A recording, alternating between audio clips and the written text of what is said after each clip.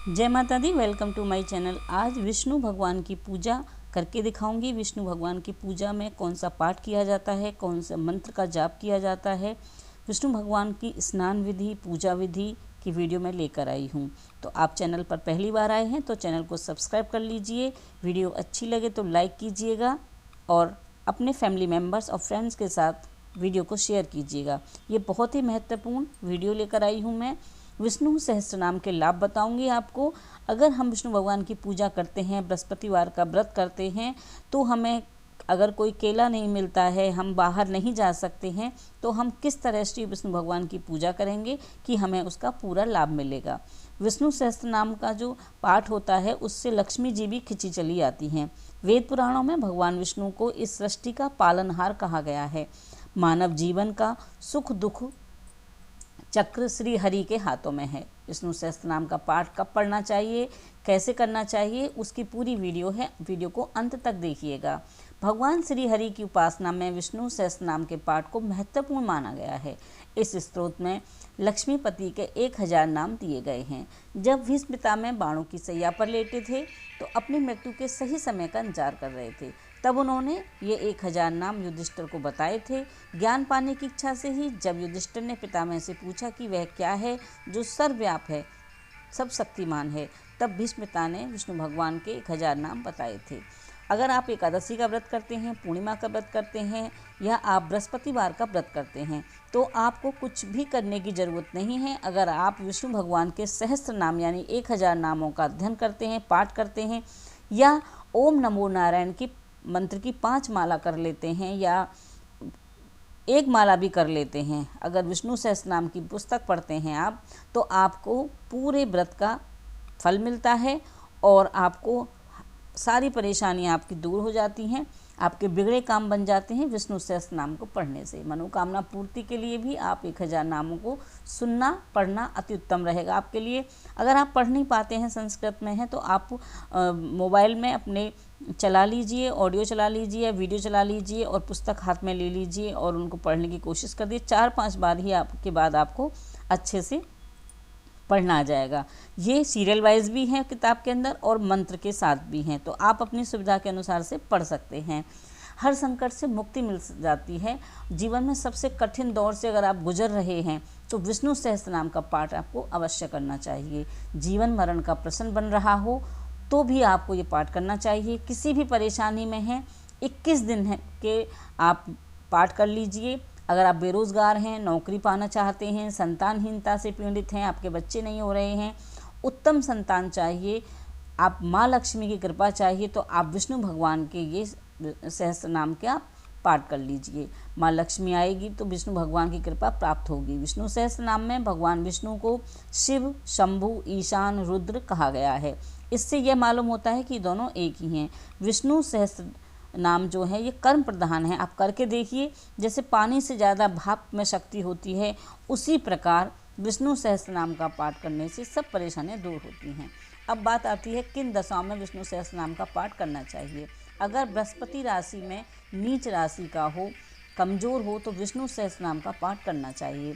संस्कृत में पढ़ना मुश्किल हो तो हिंदी में भी पढ़ सकते हैं, पूरा लाभ मिलता है। ये नहीं कि अगर आप हिंदी में पढ़ रहे हैं तो आपको लाभ नहीं मिलेगा। भगवान के नामों की कृपा से अवश्य लाभ मिलता है। विष्णु सहस्त्रनाम का पाठ अत्यंत सबसे ज़्यादा फलदायी है। मैंने खुद किया है, इसलिए मैं आपको बता रही हूँ कि मैंने अनुभव किया है। अगर हम विष्णु सहस्त्रनाम के पाठ करते हैं तो उस अनुभव, उसका जो फल है वो मैंने अनुभव किया है, वो मैं आपके साथ शेयर कर रही हूँ। मैं वो ही आपको वीडियो देती हूँ जो मैं खुद करती हूँ, क्योंकि मेरे चैनल का नाम ही है रियल लाइफ रियल होम। तो अगर आप इस तरह से ये विष्णु सहस्त्रनाम के पाठ करते हैं तो आपको पूरा फल मिलता है। हर ग्रह और नक्षत्र को नियंत्रण करते हैं, जिनके नाम लेने से जन्म मरण से मुक्ति मिल जाती है, श्री हरि विष्णु भगवान। उनकी अगर आप विष्णु सहस्त्रनाम का पाठ करते हैं तो आपके सारे कष्ट, सारी परेशानियाँ, सारी रुकावटें सब सही हो जाते हैं। परेशानियों से निकल कर ये बाहर ले आते हैं विष्णु भगवान। कर्ज से मुक्ति मिलती है, वाद विवाद से बचाते हैं, दुर्भाग्य दूर होता है। विष्णु जी पूजा सबसे पहले आवाहन करना चाहिए। जब भी आप विष्णु भगवान की पूजा करेंगे उसके बाद आप तिल, तुलसी, तांबा, पंचामृत से पूजा करेंगे। यानी तांबे का लोटा भर लेंगे, तिल चढ़ाएंगे, चावल नहीं चढ़ाए जाते हैं, तुलसी चढ़ाएं, पंचामृत चढ़ाएं, आप गुड़ और चने का प्रसाद भी रख सकते हैं। सफ़ेद चंदन का तिलक लगाएं, सफ़ेद तेल, तुलसी, ये सब भगवान को अर्पण करें। और नहीं तो गुड़ चने का प्रसाद रखिए, भगवान को पीला चंदन लगा दीजिए, तुलसी चढ़ा दीजिए, बस भगवान को पीला वस्त्र चढ़ाते हैं। अगर तस्वीर है आपके पास तो वो भी चढ़ाने की ज़रूरत नहीं है। ओम नमो नारायण मंत्र के जाप करते रहें जब आप पूजा की तैयारी करें।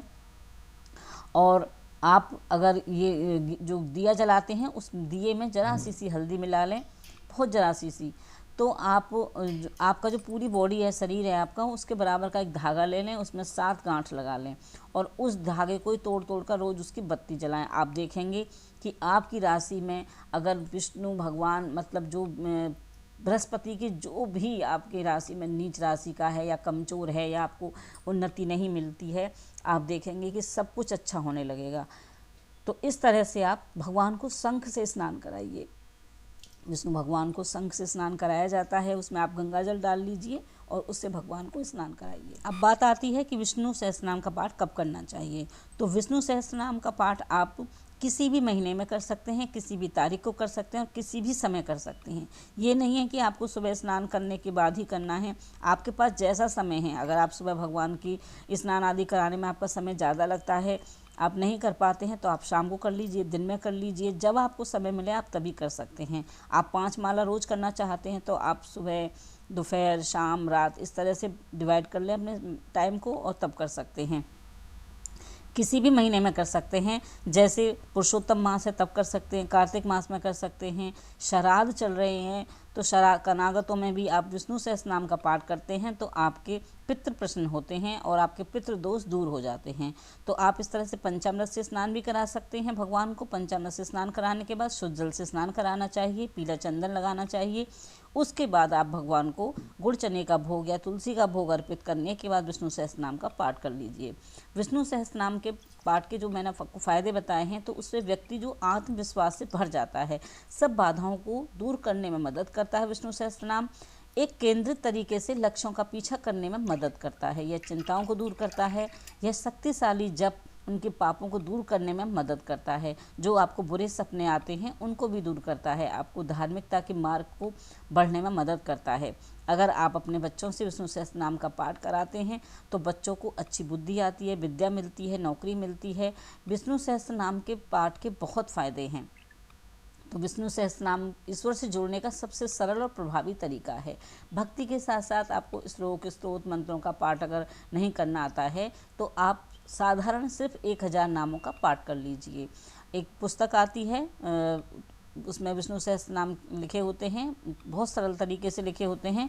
तो आप उस विष्णु सहस्त्रनाम का, गीता प्रेस की बुक ले लीजिए, छोटी छोटी बुक आती हैं गीता प्रेस की बुक। अब पूजा की हमेशा गीता प्रेस की ही लेनी चाहिए।